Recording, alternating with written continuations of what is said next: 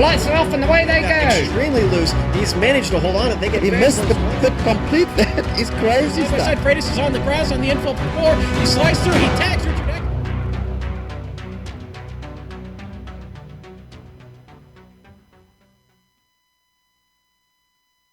Though there was no Brazilian Grand Prix in 1967, had the F1 circus rocked up in the land of the samba that year, there is no doubt that the locals would have embraced it wholeheartedly. Today, we'll get a small taste of what that hypothetical race may have been like as we get ready to watch round 4 of the Racing for Rick World Cup Challenge, and you'll see it all live here on the Global Sim Racing channel. Hi, I'm Joe Peak, and with me in the booth is Sean Crackers Ambrose. Behind the scenes is our director, the Dr. Amjad Yaman, and he's using cameras provided by Ducky Beard.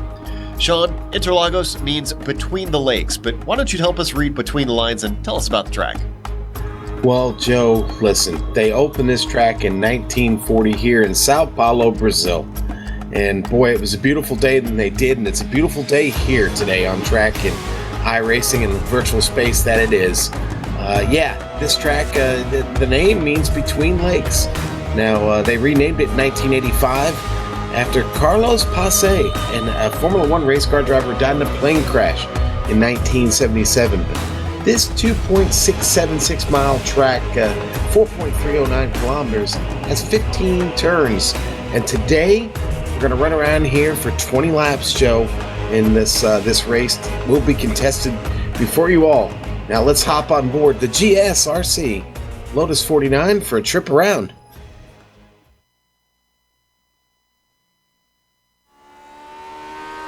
All right, we're in the GSRC Lotus 49, so let's do a lap around Interlagos. Coming down the front stretch, the Senna S is going to provide a good passing opportunity, but drivers will find keeping the car stable at turn-in pretty tricky if they're pushing the limits, so some passes might go horribly wrong. After that, try to give yourself a nice wide entry to the Curva de Sol. You'll be feathering the throttle around this long, gentle sweeper, waiting until it's safe to get to the power. Try not to straddle the curb at the exit too much, and then you're flying down the Reta Oposta.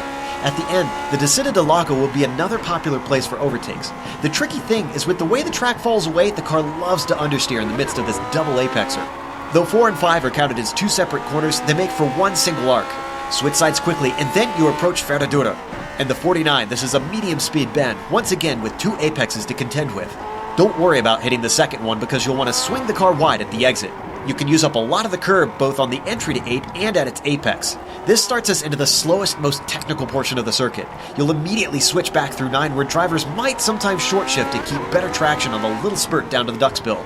This is definitely the slowest corner on the whole track, but it probably won't see a lot of overtakes in this car. Once again, there's very little time to switch sides, and you really need every inch of track to carry your speed through Magrulo. Let the car drift off to the curbing on the right, and then whoa it up for Junção.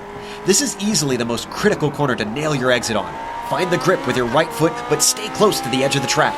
With nearly no downforce, turn 14 becomes a big lift, whereas in almost every modern car, it's flat out. As soon as you're confident, floor it and then straighten out the final bend onto the front stretch. Hopefully you kept it all together and have now finished a lap around Interlagos.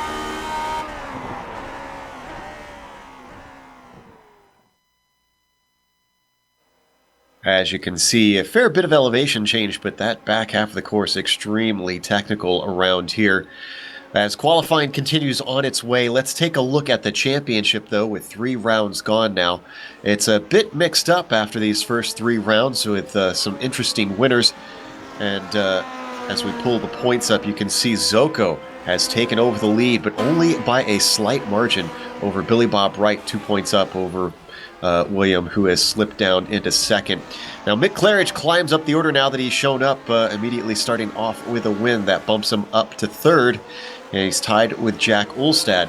But we've got 2 drivers tied for fifth as well, only 7 points back. So it's still a tight race, but it's early in the season, and things will continue to shape up as it shuffles through the order of the season. So, as we've got 5.5 minutes left here on the clock, we can see the Ferrari out there of, I believe that is Casper de Court who runs that scheme.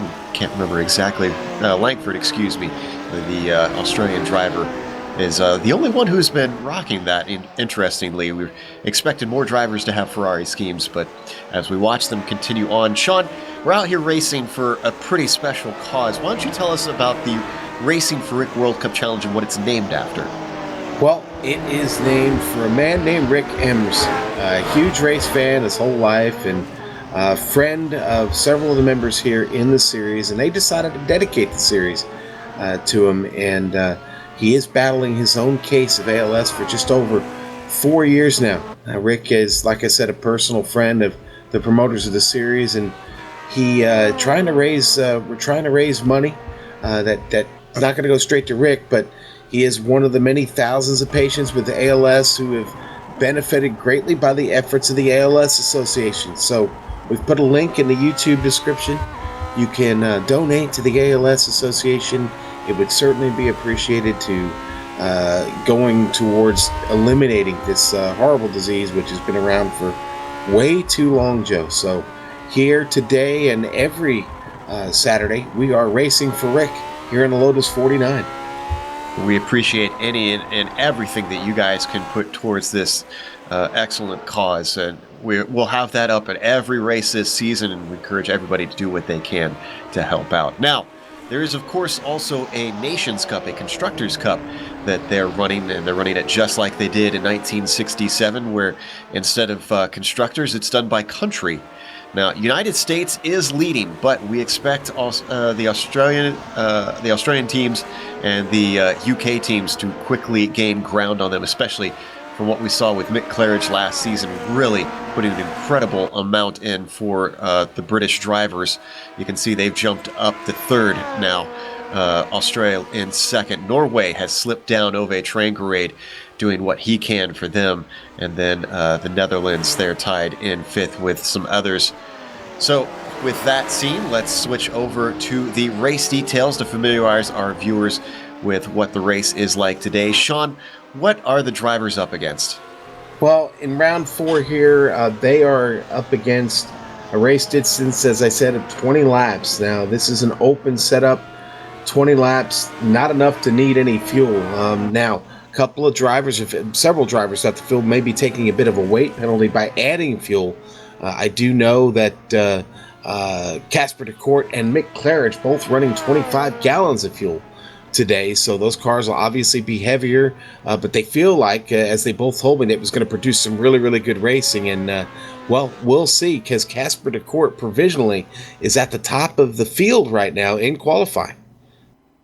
Casper is a newcomer in this series and has really, or at least on our broadcast, I should say, and has been showing himself one to watch. Here we see Kai Troster complete one of his laps, potentially. No, I see he hasn't ticked one off yet, which means he's really got to get this one clean with only 2 minutes to go and them doing about 1.5 minute laps.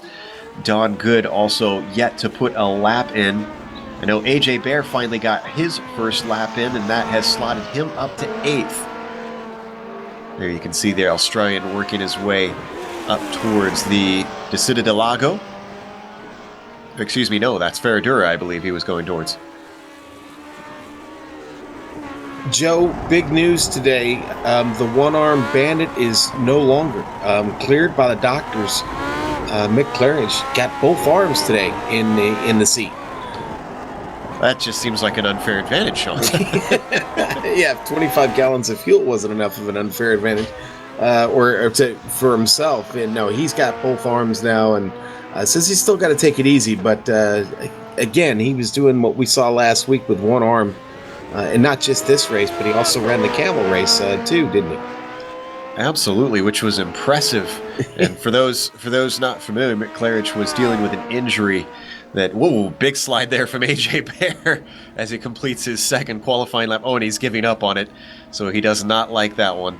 Jens Goering, however, is going to come and complete his lap. But yes, Mick Claridge was racing with a lone arm. He had made himself a really curious setup. I believe he was shifting up or down with his clutch pedal with his foot. So that was kind of clever of him. And we're glad to see him back to hopefully mostly full capacity here today and give these guys a run for their money. 20 seconds left to go with pretty much everybody having put their laps in. Let's go through the grid. Casper de Court, as you mentioned, is going to be starting on the pole. Michel Dudignan, he's finally got that weight penalty figured out, it seems, as he's put himself on second. And then the inside of row 2 is going to be Ove Trangerade. Mick Claridge is starting 4th on the outside of row 2, followed by Benjamin Zocco in 5th. Then it's Jack Ulstead starting in 6th with Brett Rial in 7th, Sean. AJ Bear going to start 8th today, and Michael Langford, the Australian driver, going to start 9th, and 10th going to be rounded out by Hideki Koivitso. Go back to 11th is going to be Telmo Amaral. In 12th, Don Good. 13th, Jens Gording. And in 14th, William Wright.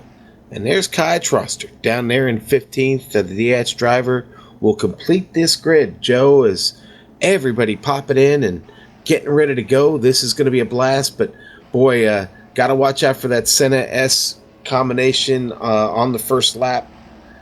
Could be trouble. Only 15 cars, though. Maybe not today. Yeah, hopefully it should be a little bit easier for them. You could see Billy Bob and Kai did not get a lap in on their qualifying. Going to be a long day for Billy Bob. I'm not sure what kind of pace Kai has, though, to see how he fares within the field. But Billy Bob, typically an upper mid-packer, and is going to have to be clawing his way through the field. We're waiting for the lights to come up for the grid. Last of the cars waiting to grid up currently. You can see most of them have made their way onto that front stretch. This uphill climb, notoriously unique in terms of starting lines here in racing.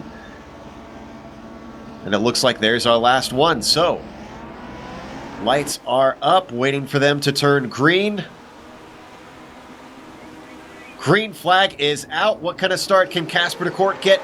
A decent one ahead of Michel Dudignon. It's getting a bit packed up behind them. We had a car really flying up the inside. I think that was Ulstad, as they're mostly 2x2, a couple single file as they work their way through the Senna S. And they're through, Sean.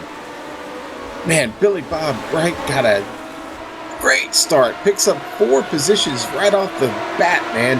He's screaming now down into Interlagos. Down into that 4th corner.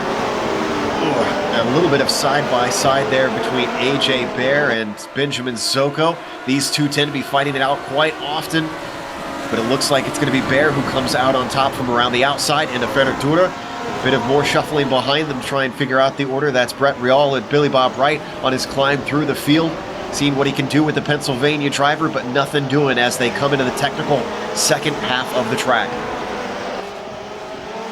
Yeah, Billy Bob Wright definitely off to a great start, looking for more. Brett Riali gonna have to be really on point here and get the heat in the tires and get that machine going, because Billy Bob Wright is just really dialed in here early. Meantime, up at the front, Michel Dudignon giving chase. He's only 4/10 behind Casper de Kort. These two seem to be pretty evenly matched today as they come onto the main straight. Claridge right back there in 3rd. Everybody trying to get around and complete this first lap. Behind him, we've got Ove Trangrate, who's still looking for his first win on our broadcast as races in the Lotus 49. It's been a long time coming. He's still running that Honda scheme.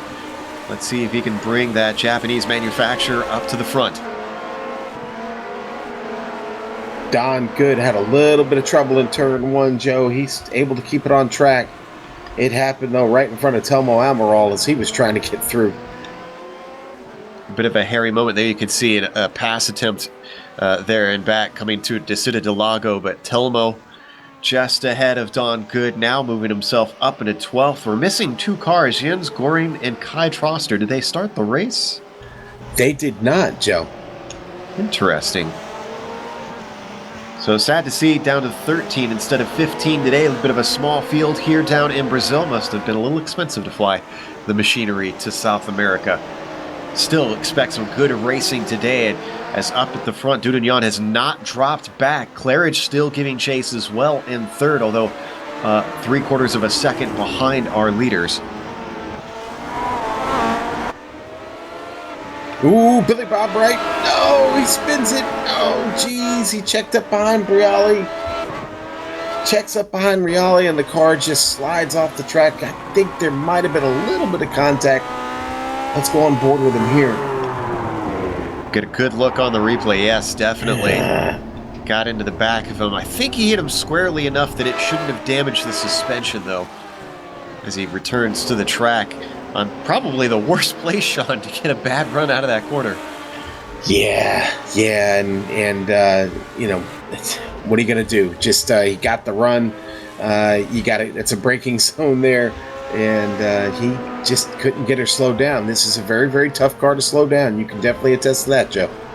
Oh, yes, exactly. It doesn't slow down quickly, but back up front, we have to watch Michel Dudagnan, who's closed it in down to 2/10 miss of the apex for Casper de Court coming through Ferradorda, and I think he might. Did he let him go through there? Or was Michel just that much better in the second half? He breezed by. Yeah, you know, Casper might be playing it safe. Remember, he's running with pretty much a full tank there to get started. This slots the Frenchman up into first, Mick Claridge, because the side-by-side is caught up just a little bit to Casper de Court. And now the podium is all 1, 2, 3 line astern as they come back up the hill, trying to get that power down through this fiercely quick set of left-hand kinks. Wow, and you can see just how far over to the right Michel Dudagnan gets as we ride on board with Claridge. Had 2 wheels into the grass. Casper was taking a look up to the right as they crossed the line coming down to the Senna S, but couldn't make an attempt for first. Got to hug the curbs here, coming down the hill through the Senna S. Get it out there to the right, but not too far out to the right, because then you'll pick up a little X there, getting over the curbs. And that outside curb, from my experience, Sean, seems to really mess with the car if you clatter it too hard as well. It's Go ahead. No, I was just going to say, you know, the transition back is tough. Yeah, you're right. It will upset the car. One of the few curbs here that actually will upset the car, Jeff. Yeah, they're extremely flat through most of this track, and you can really abuse them, as you can see. We watch Ove Trangarade going around the outside there, coming up to turn 8. Dudagnan still leading by about 4/10. They're evenly matched between these top 3. Trangarade about a second back from them. Claridge closing in. Wow, a great run through the duckspill puts him right on the gearbox of Casper de Court. You know who else is starting to close in? AJ Bear, slowly working his way up to this back of 5, trying to make it a 6-car battle. He's all by himself right now. Zoko a full 2.5 behind him. There we see Bear sitting in 6th. There was a decent run by Claridge on de Court, but he couldn't do anything with it up the hill. I think he had to lift coming through one of the left-handers. Closes in under braking, looking extremely confident there. Remember, he has that weight penalty, and we remember from Ove Trangarade at Monza, you can brake a lot, you can brake just as good, but just can't get the power down and can't accelerate away. And that seems to be where Mick is struggling to try and find his way past Casper. Dutch driver holding him off for now. Behind them, Ove Trangarade hasn't been able to gain ground. How about Jack Olstead, though, in 5th? We haven't talked about him. He was close to Ove about half a lap ago. He's dropped back now. But he's not too far behind our leaders. Only 2.5 seconds between the top 5, Sean. Yeah, no, he's definitely in striking distance here. A little patience will go a long way. Jack's got to keep it in the gray and just keep digging here. I mean, his pace is still on par with our leader, Michel Dudagnan. In fact, their laps last time were separated by 0.003 of a second. So, plenty ahead for Jack. Still a long ways to go, 15 laps. De Court a little bit off the apex coming through Junchao. That could give Mick Claridge the run that he needs. This is where he's got to absolutely focus and get the power down as well as he can to overcome that weight disadvantage. Up the front straight, you can see, as long as it is, just not long enough as he runs out of time to try and make an attempt. Ove Trangarade closing up behind. He was a second back from Mick Claridge. Now it's down to half a second. He's run him down.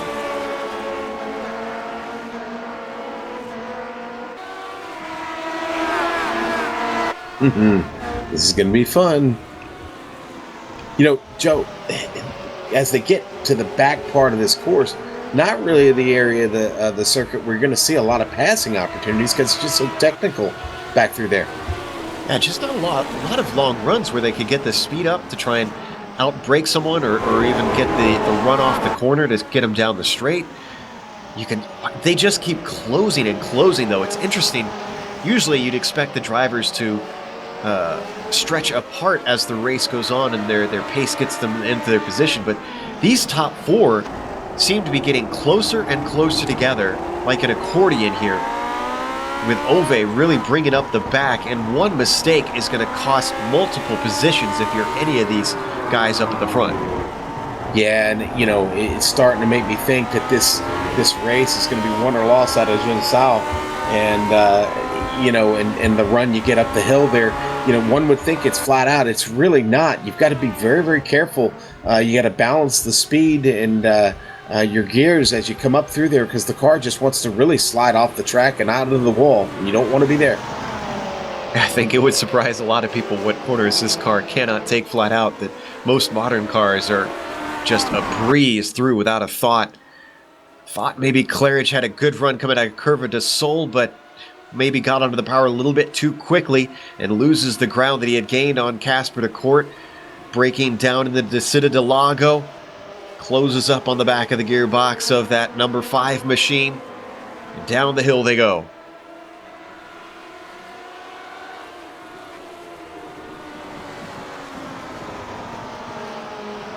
Ooh. A little bit of a look. I've seen that a couple times there through Ferradura from Mick Claridge. Can't seem to do anything with it. It is possible sometimes to sneak a pass in there, but very difficult. I mean, that's where we saw it from Michel Dudagnan, but that was due to a big mistake from de Court. Oh, he is right on top of him now as we ride on board with the British driver. See? Both hands on the wheel. Oh, he's right underneath him trying to get the power down. I don't think it's going to be enough. He could maybe get just a hint of coming up the hill. He's not under threat from Tranqueray behind him. And you can see just how de Court is stretching away. It's got to be frustrating, Sean. Yeah, it's got to be, because like we just said a moment ago, there's not a whole lot of great passing opportunities once you've got past that. Big mistake from Mick Claridge coming through Curva de Sol that put Ove Tranqueray right on top of him. Tranqueray had a check up, could not find a way past. They come down to Descida de Lago. He's not brave enough to send a bonsai up the inside. Yeah, I don't want Ove in my mirror. Let me get as far away from him as possible, because I know he can pass me. Anybody out here. Claridge with another look. He's so fast through that corner. He peeks to the inside, down into corner 8. Casper gives him the room, but he knows that it switches back through Pendorino here, and he can't find a way through. Is he going to defend down into the Ducksbill? Yes, he does, holding just that middle of the track to keep Mick from being able to go to one side or the other. And this is allowing Michel Dudagnan to start to get himself a gap. It's up to 8 tenths between first and second. Claridge looked like he had to check up coming out of Zhongshao. That put Ove Tranqueray right behind him.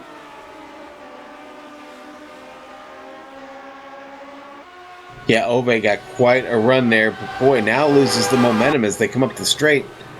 Claridge able to get the toe there at Court going into Del Lago. Probably the closest we've seen Mick to Casper. Much tidier coming through the Senna S. Can he do something with it as he comes out of the Curva de Sol? He's very close now, right on top of him, pulls into the slipstream, ducks off to the left side. Mick Claridge has the Netherlander to his right, tries to outbrake him down to the corner, denies him the apex, but he's got to get the power coming off of it. You can see Casper getting that just a little bit better grip coming out of it, but he goes way off into the alfalfa, and he's got to slot down into third. Move Mick Claridge up into second. Yeah, the push is real, and it was pushing off and into the alfalfa, as you said, and that does open things up there for Claridge. Finally gets up to second. So that opens it up to 1.5 seconds between Michelle and Mick. So can Mick try and run him down?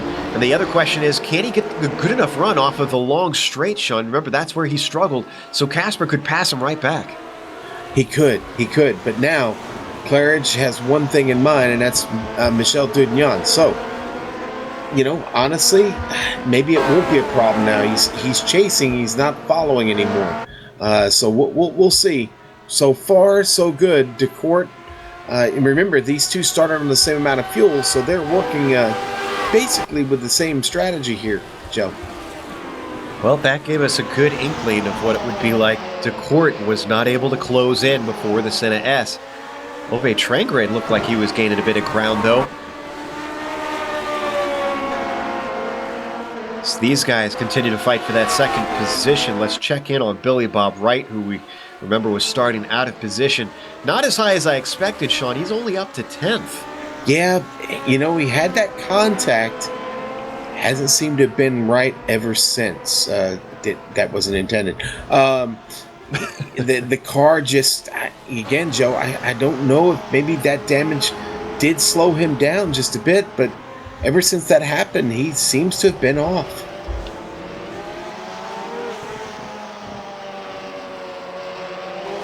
So with Mick still in that second position, holding off Casper DeCourt. Ove Trangrade hot behind them as well. He's closed it in about a 10th. It was 1.4. It's now 1.3 between himself and Dudignon. Little bit at a time here, Joe. Little bit at a time. I think this is going to be a bit of a pressure cooker instead of an all-out battle. So with us having given you the top four, Dudignon, Claridge, DeCourt, and Trangrade, let's go through the rest of the field to give you an update on what's going on with them. Jack Olstead was close to these guys in 5th early in the race, but has dropped back 2.5 seconds. Up to the top four means he's going to have to hope for a mistake or really kick in the afterburners with half the race left to go. AJ Bear has dropped away from Jack Olstead. He was close to him in the first couple of laps. Also can't find the pace to try and run these guys down. Benjamin Zoko, another Australian driver, is in 7th, just outside the points right now, 3 seconds back from AJ Bear. Not as high as we're used to seeing from Benjamin. Brett Rial, remember we talked about him fighting with Billy Bob Wright and expecting Billy Bob to get by. Well, Brett's held him off, but we don't know if that is due to damage. Oh, because big contact. Michael Langford. Sorry there, Joe. Michael Langford gets into Billy Bob Wright. Heading down into turn, what was that? 4? Interlagos. Yeah. We're going to look at the replay, and that sent Billy Bob off. Did that damage his suspension? The way he veered off like that. Oh, and he made contact after that. We got to stay on it. Oh. Well, we're going to watch on board. He hits the wall hard after this. We're on board Michael Langford. There goes Billy Bob. As we ride on board, did he just get to the board too soon? Yeah, he did. He did. He hit that turf right there, right over the center of the curb, and it sent him right off of the wall into his race. Wow. Sad to see for Billy Bob. He could still come back out depending on how much damage the car got from rolling on its lid, which I'm sure sounds weird, but there's only that roll bar on the top of these things, and if anything, if we could get a close-up. This is a real sign of when these cars were built, Sean. The roll bar is underneath the top of the head of the driver, so a lot of good that's doing. Unfortunately, Billy Bob has taken that car behind the wall, Joe, so his day is done. And it just wasn't quite his day, unfortunately. That's a shame. So that puts Michael Langford up into 9th. I'm sure that's not the way he would have wanted that position. Hideki Koivisto, this bumps him up into 10th. The Finn is a long ways back, though, from moving up any more spots, 10 seconds behind Langford in 9th. Don Good, we're talking about him trying to overtake Telmo Almiral earlier on. He did get that done. He's about 8 seconds ahead of Telmo, who rounds out the field. Still running, or does he?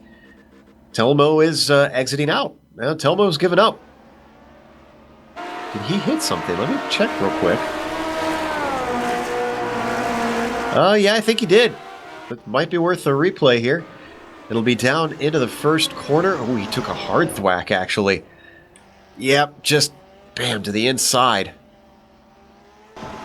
And I can tell you, Sean, at least from when I drove this car, it's so easy to... Oh, Michel Dugnon in big trouble coming down through the Senna S's, Joe. He was dirt tracking it through there, just hangs on to it. Oh my, Mick Claridge right there. What a view by Mick, from Mick Claridge's point of view there.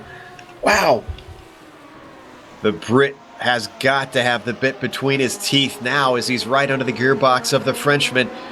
Not able to make an attempt down into the Interlagos, but he is very much putting the pressure on. He stretched a bit of a gap, half a second between himself and Decourt.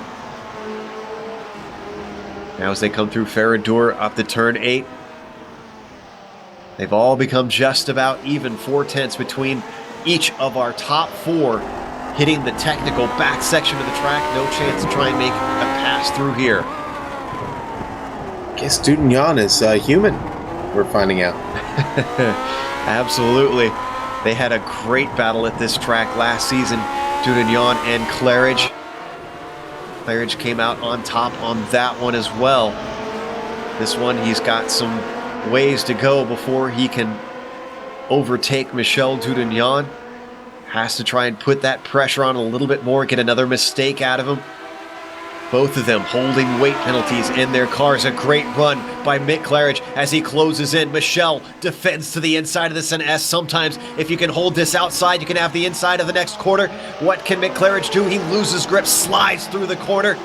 And that's going to allow Casper Decourt to close up on the back of him and Michel Dugnon to start to streak away. Can Casper do anything with this now? He was held up through the curve at a Sol. He gets the run off the corner. Mick Claridge goes to the inside as they come down to the Interlagos. Casper's going to have to go the long way around. They almost interlock wheels under braking. Mick takes the apex into the corner as they come down the hill. They stay in order. Claridge second, Casper third, and Ove fourth. And Claridge look at him getting all close. Claridge getting all the way out of the turf there again. Decourt almost had an opportunity down into Ferradura, but couldn't do anything with it. Ove tries to find a way around, has to stay in fourth. How frustrating is this for Ove right now? Oh, incredibly so, I have to imagine, especially knowing he's got a similar enough pace to be running with this guys and just can't find any place to really overtake. Stays right on the back of the Dutch driver. A little bit of squirming under power from Decourt. This allows Ove Trangaré to stay within 3/10 coming up the hill. The slipstream should be allowing him to close in as they get up to 180 miles an hour, 190 miles an hour at the end of this straight. Everybody stays in line by the time they hit the Senna S. Big slide there from Ove Trangaré. Costs them some time.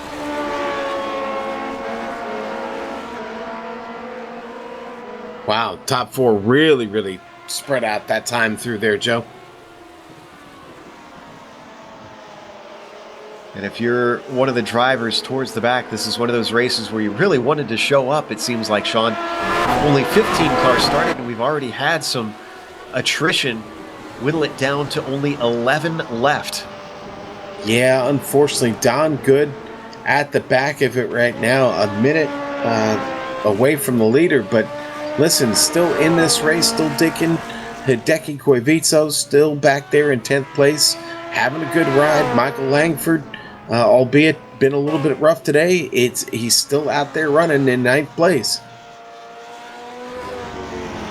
And he's only 2.5 seconds back from Brett Rial. I'm wondering if Langford is catching Rial here. Last lap for Langford at 32.9, Rial 31.9. So the last lap he actually lost ground.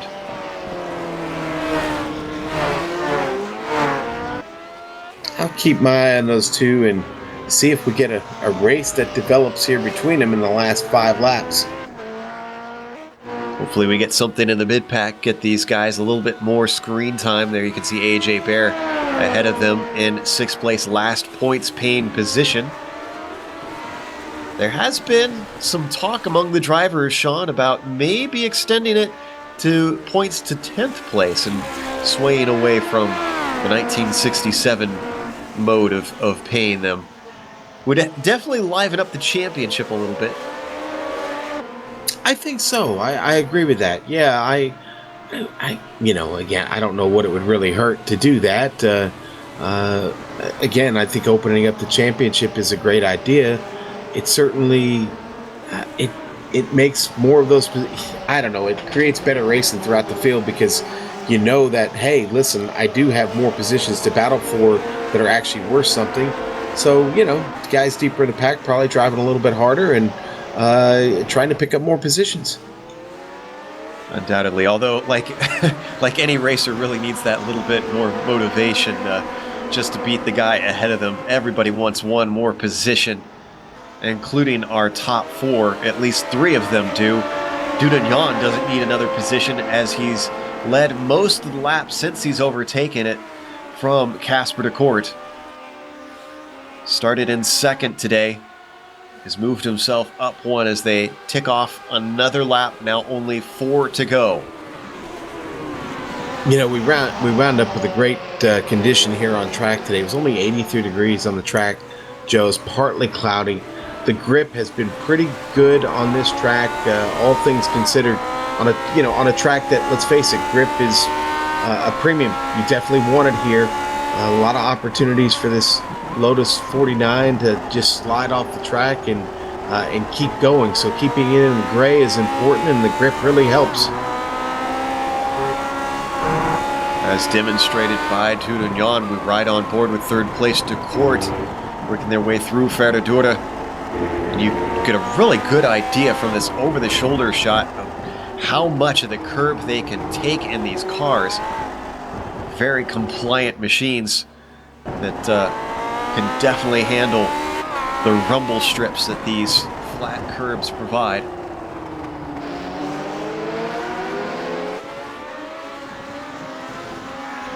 Well, if Ove's got anything left, he better get on his horse because we're running out of time here, Joe. Amazing how quickly this race has gone by today. And Ove really has dropped back. He's a second behind de Court in that final podium position. Wondering if it's going to break away down to 3 now. Was 5 at one point, battling for the top spot. Then it was 4. And Casper de Court's been having connection issues throughout this race. We've been seeing him blinking. It's not too bad, but he's got to watch out.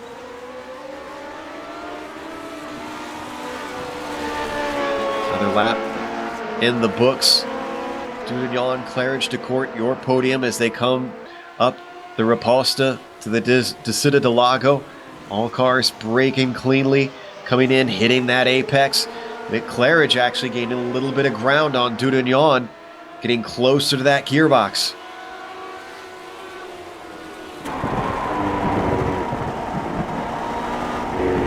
Through the double apexer of the Ferradura. I really think it's going to come down to the last lap, Joe. This race is going to be won or lost in Jinsao. I said it earlier, and I really think that is how this is going to end. They've been teasing us this whole time. So close together, but nobody able to do anything. Mick's looking so much closer to Michel this time. Coming up to Jun Xiao. Can he do anything out of the corner? That's where it's going to be important. He gets right underneath him, just sticks his nose in. And he tries to accelerate out. He's 2 tenths behind. He should be getting the slipstream up the hill, around the fast left-hand kinks. Drops back just a little bit as the accordion apart. He's brought back in. Is Michel going to defend? He does. Here goes Mick Claridge. Tries to find his way to the inside, but he can't get enough room. They're side by side into the Senna S. Tries to hold on around the outside. He's a lot cleaner this time than his last attempt. Gets to the apex, but loses momentum, and Michel successfully defends that P1. Man, that's got to be frustrating. Mick's just doing everything he can. Don't forget about Casper de Court. He's right here to clean up the mess if there is one. I was going to say that really dropped him back into the Dutch driver. I think he's wanting him to attack because he knows that allows himself to close in on Mick every time and could give him the opportunity he needs to get into second.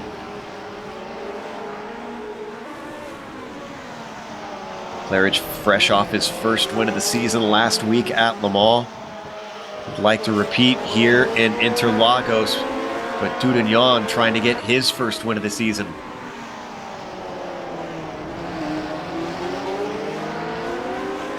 Boy, Claridge really, boy, that was close. Almost got the car completely around there. The tail wagging coming out of the duck spill. As now they come through Jung Xiao, he's using as much of that inside curve as he can, but it does not pay off as the gap extends between himself and Dudagnon. Meanwhile, Casper de Court closing in behind him. With the white flag out this time by, I think unless we have a big mistake from Dudagnon, this thing is going to go to the Frenchman. The real question is, who's going to take home second? Good braking into the Senna S for Mick Claridge allows him to close in just a little bit. Through this Curva de Sol, up to the Riposta. Casper himself not close enough to try and make an attempt on Mick Claridge.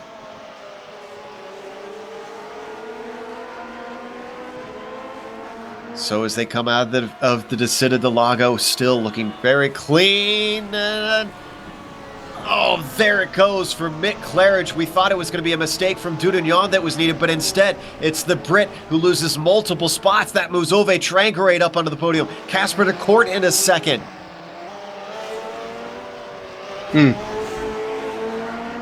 Mick Claridge with a little bit too much gas coming out of the Descida del Lago costs him dearly.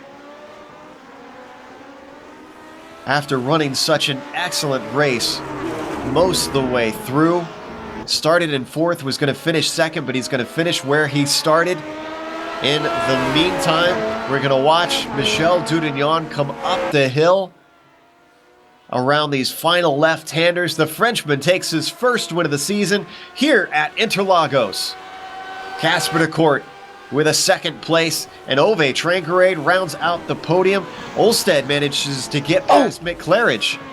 Oh, Langford and Reale were, God, they were battling, and contact between both sends Reale off into a spin. Langford continues on. We're going to look at this the replay. Battle for 8th place, yeah. Disappointment for Reale. Yeah, and Langford coming up now through the boxes, across the line. He'll get that 8th spot. We're going to watch on board one more time here. Oof. An unusual place to lose it. Let's watch Mick Claridge to see if we can get a better feel for what happened. Oh, he's saying in the chat right now that it was his arm that cost him. Interesting. So that explains why such a drastic mistake from him. We're not used to seeing. He's a loose driver, Sean, but not used to seeing him making mistakes quite like that. He had a slide and he couldn't hold on to it. You know, that's funny. When we were chatting this morning, he told me he was a little bit unsure about having to make, extreme movements or sudden movements. And obviously he had a moment. He told me he wasn't sure if he'd be able to catch it. And he had one of those catch it moments. And obviously the shoulder let him down a little bit. But hey, listen, that guy's amazing. What he's done with a bum wing here over the past couple of weeks. It's been incredible to watch. But what a great race today here at in Sao Paulo. Absolutely. When he's on song, he doesn't miss a beat. But we're going to go to break here, and we'll come back with the unofficial results as well as driver interviews. And on screen, we're going to have all the upcoming races here on the Global Sim Racing channel.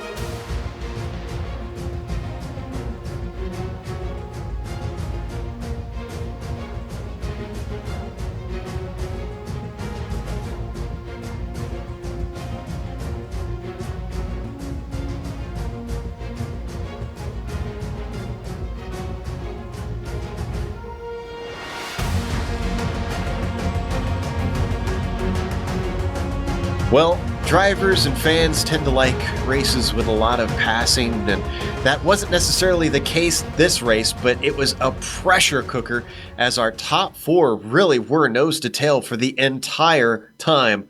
In the end, it was Michel Dudignon who comes away with his first win of the season here in round 4. Casper de Kort surprised himself with a second, even though he started in first, because it looked like he was going to wind up in third up until the final lap. Ove Trangerade gets bumped up in a final podium spot. And Jack Olstead actually finishes in 4th after starting in 6th. He's got to be happy with that. Mick Claridge with disappointment after his injury caused him to have to lose out from catching a slide. He was going to be in 2nd place, slipped down to 5th with that major mistake. AJ Bear rounds out our points with 6. Just outside the point, Sean, is going to be Benjamin Zocco. All right, and then you've got Michael Langford with that 8th place finish there, and 9th going to go to Brett Reale. And that was a tough ride for him there. Good battle, though, between the two. Hideki Koivitso going to finish 10th. Don Good in 11th today. Telmo Amaral had to take that car behind the wall. He'll finish 12th. So did William Wright. Billy Bob going to finish 13th today. Jens Goring and Kai Troster never took the grid, Joe. They will not have a classification in this race, I guess. Yeah, sad to see. Would have liked them to actually run today. I'm not sure why they decided to bail. Up first, we're going to talk to 2nd place. Apparently, Michel is a little bit microphone shy today with his English, but he would still love to talk to you if you want to come and chat with us. But in the meantime, Casper de Kort with a bit of a surprise 2nd, even though you started in 1st. Did that surprise you, seeing Mick go off there on the final lap, or did you know that he might be losing it with his arm? Well, it was always in the back of my mind that if Mick got sideways, he would be in trouble, but Mick doesn't get sideways very often, so that was the first time all race he had been having issues, so it was a bit of a surprise, yeah. Luckily, I managed to avoid him. Now, Michel made the pass for the lead early on. Did you expect him to be able to do that? Did you think that you had the pace to hold him off, or did you know that he was faster? Well, in qualifying, I think there was less than a tenth between me, Michel, and Mick, so it was always going to be a close race, and I just ran a little wide through that uphill left-hander. He got his nose in, and that was it. Now, talk about the pressure cooker that was that top 5 and eventually top 4 battle you guys were having for that first place. There was probably no more than a second between each of you for most of it. Do you enjoy those sort of pressure cooker situations? Do you thrive in that intensity? It definitely makes it more fun. I mean, you don't want to have it every race because it does take its toll eventually. You start making mistakes, but every once in a while to have a race like this, that's what we will do it for, really. All right, great stuff. Well, thanks for coming to talk to us, and congratulations on a 2nd place today. Thank you. That was Casper de Kort. The Dutch driver comes home with a podium here and gets himself some nice points. Up next, I believe we're going to be talking to Jack Olstead, who finishes just outside the podium. Sean is going to talk to Jack about his 4th place. Jack, always an early day for you when we run these things on Saturdays. How was it this morning, man? The podium was just out of sight for you. Yeah, therein lies my excuse. Mick has his arm. I got my early morning. It's hard for me to get up this early and really get my everything going, the way I can normally drive. So that's why I kind of messed up my qualifying pretty bad. And I'm normally turning low 130s on an 83-degree temperature track. But when you're waking up at 5 in the morning and trying to get coffee brewed and get out to the simulator, it's pretty challenging. I gotta tell you, it's not easy at all. It's not like getting up at 5 in the morning and watching a Formula One race where you're just sitting there. Yeah, I totally get that, Jack. I really do. Having done some endurance racing and been on the box for that, it's just really, really hard to get, like you said, to just get going and get everything moving. But boy, what a great race out there. You really were quite solid for most of the race. And of course, Mick Claridge's misfortune there at the end winds up being your advantage. You pick up just a little bit extra in points there by finishing fourth. Yeah, that was kind of a nice gift at the end, I guess you could say. I was pretty surprised. I kept hoping that somebody would maybe tangle up in front of me, because I knew how tight the battle was in front of me. But it wasn't a matter of anybody tangling. It was just Mick's arm not doing the job when he needed to correct on the slide, and I don't know. I thought the way I was able to get by him, I thought his car was damaged, at the time. So and then he said afterwards that his arm gave up on him. So poor guy. I feel bad for him, but the thing is, I like to say, with people dealing with something like that, an injury, maybe people can think about what it's like to have ALS. You got an injury that you're going to come back from that. You're going to heal up. You don't heal up from ALS. It continues to get worse. And that's why we're doing this, is to make people aware, not just to raise money, but to make people aware of just how bad this disease is. And have you talked to Rick lately? Actually, I haven't talked to him since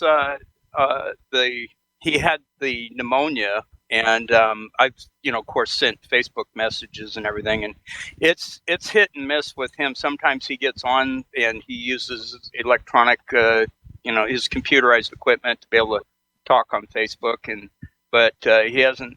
I think he's still kind of in a recovery mode,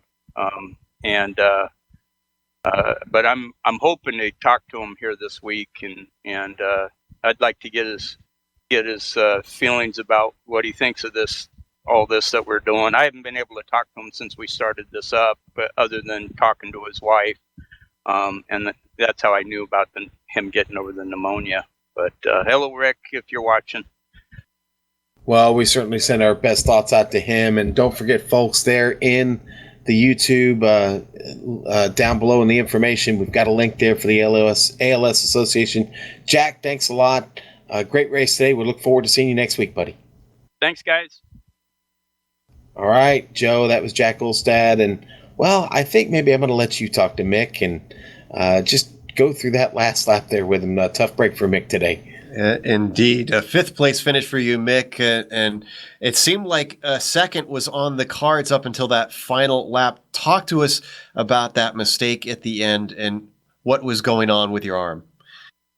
Oh, hi, I just I can't keep it together if I slide that much, and it's just that if the damage is on my right arm, so if I have to correct really quickly and I have to pull my right arm over the top of the wheel, I shouldn't have done it. I shouldn't have even tried to do it. You wouldn't believe the pain that went through my forearm when I did that. So I just gave up after that. I thought, no way am I going to drive to the end of the race on race pace. I just thought I'll just crawl it in.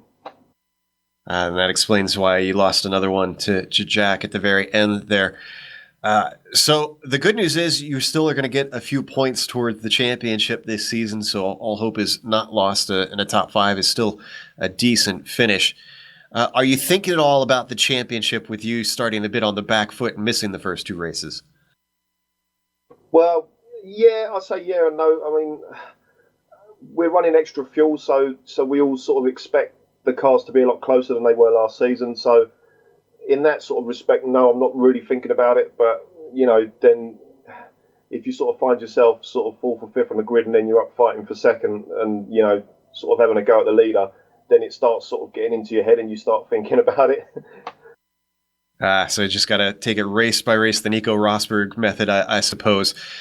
Well, we understand that Michel didn't want to come and talk to us because of his English, but I heard an offer that you were going to do your best impersonation for him to get him some airtime. You really want me to do that? Go on then. I'm trying not to start another French and British war here, but if you want to. He would say something like, well, ask me a question. Michel, another great win today, and you had to fight for it. What was it like dealing with the pressure from behind? Thank you, Joe. My English not too good. very, very fast. Mick behind and Casper. I ran more fuel than anyone, 28 gallons, and I beat them easily, like you can see. Right, very good. Well, hopefully this will be some motivation for Michelle to come and talk to us. It's in full seriousness, Michelle. We do want to come and talk to you afterwards, and don't worry too much about your English. Again, Mick, thank you for talking to us, and still, again, best of recovery on your arm. We're glad at least you got both of them for racing now. Yeah. I would have been fine if I just hadn't lost the rear, and it's just so annoying. You know, like I say, if it happens that bad, I should just let go and just sort of face the wall, you know, and hit the barrier and just turn it off. But yeah, no, it'd be fine. All right, that was Mick Claridge, 5th place today, after looking like a potential second was there for him to have. With that, we're going to close up today for the Racing for Rick World Cup Challenge. Again, thank you if you were watching, and thank you to anybody who donated to the cause. If you want to donate, check the YouTube description. We've got a link down there for where you can go to send money. Of course, thanks to Jack Ulstead and Ben Zoko, who do a lot of work behind the scenes to bring this broadcast to air. And of course, thanks to the companies that provide the software and hardware for our broadcast listed here on your screen. Additional thanks to Eric Ekholm and Casey Lalonde, who provide our wonderful music. See the screen for how to get a hold of more of their great work. Thanks to the team today, Sean, Amjed, and Dougie. If you'd like to find out more about GSRC, including upcoming races, you can find it at globalsimracingchannel.com, or you can check out our social media on Twitter at GSR Channel or Facebook at /GlobalSimRacingChannel. Next race, we're heading back to England, Silverstone in the historic layout. That'll be Saturday, July 15th at 9:15 a.m. Eastern. We also have upcoming races for other series listed on your screen. Check those out and mark them down on your calendar. However, until next time, race clean, race hard, and we'll see you on the track.